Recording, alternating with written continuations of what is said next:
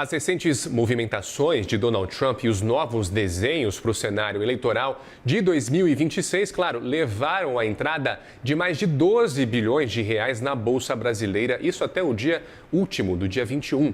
Esse é um aumento de 305% em relação ao ano passado. O Matheus Fagundi, que é editor da Broadcast, tem os detalhes sobre esse movimento. Boa tarde, Matheus. Boa tarde, Gustavo. Boa tarde a você que nos acompanha aqui no CNN Money. Olha, Gustavo, enquanto eu me organizava aqui para poder fazer essa nossa entrada ao vivo, fiquei 5 minutos fora da tela. Quando voltei, até comentei aqui com um colega, a bolsa bateu 178 mil pontos, uma elevação de 1,40%. Por trás desse movimento, no dia de hoje e ao longo dessa semana inteira, está a questão da rotação global de ativos para países emergentes, que nada mais, nada menos é do que o fluxo para a Bolsa Brasileira, fluxo estrangeiro para a Bolsa Brasileira. Como você já disse, até o dia 21, ou seja, anteontem, a entrada de recursos na Bolsa Brasileira era de 12,35 bilhões de reais. Nessas pouco mais de 3 semanas de pregão, já entrou metade de tudo o que entrou na bolsa no ano passado. Ano passado, houve um ingresso de 25,5 bilhões de reais na bolsa brasileira, do investidor estrangeiro, agora 12,35 bilhões. Bem, como eu disse, a chave disso tudo tem a ver com essa rotação global de ativos. O que acontece é que lá fora, lá nos Estados Unidos, por causa desse aumento de tensão geopolítica, por causa de dúvidas em relação ao próprio comando do Fed, a gente não sabe quem vai ser o próximo presidente do Fed ainda, por tensões geopolíticas que, para além dos Estados Unidos, para além daquelas que o presidente Donald Trump está se colocando, mas a gente ainda tem guerra da Ucrânia, uma situação muito tensa ali no Oriente Médio.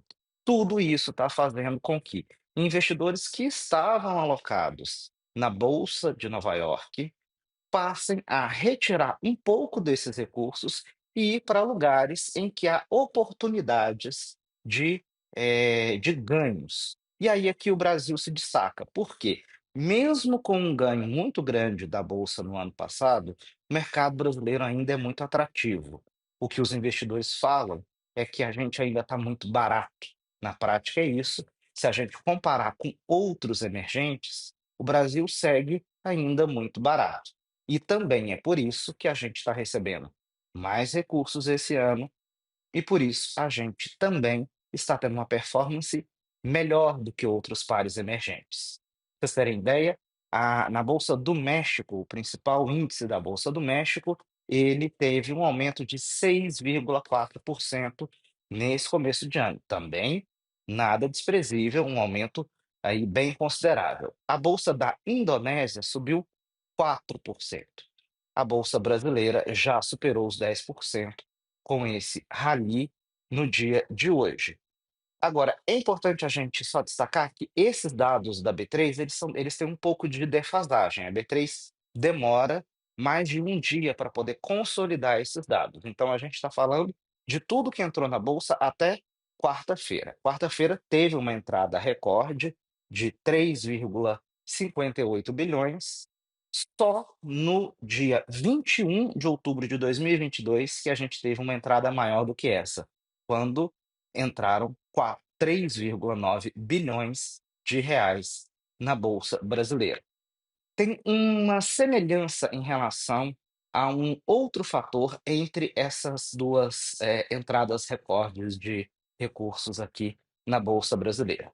21 de outubro de 2022, vale lembrar, foi a sexta-feira, a penúltima sexta-feira antes do segundo turno da eleição de 2022. Havia ali uma aposta do mercado que o então presidente Jair Bolsonaro pudesse superar o candidato Luiz Inácio Lula da Silva nas urnas. E o mercado, naquele momento, tinha uma avaliação mais favorável do governo Bolsonaro do que de uma eventual volta do Lula ao poder.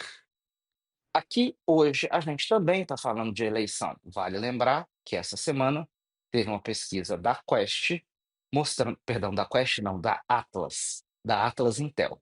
A Atlas Intel mostrando uma diferença menor no segundo turno entre o presidente Luiz Inácio Lula da Silva e o senador Flávio Bolsonaro. A diferença entre eles passou de 12 pontos percentuais para 4 pontos percentuais.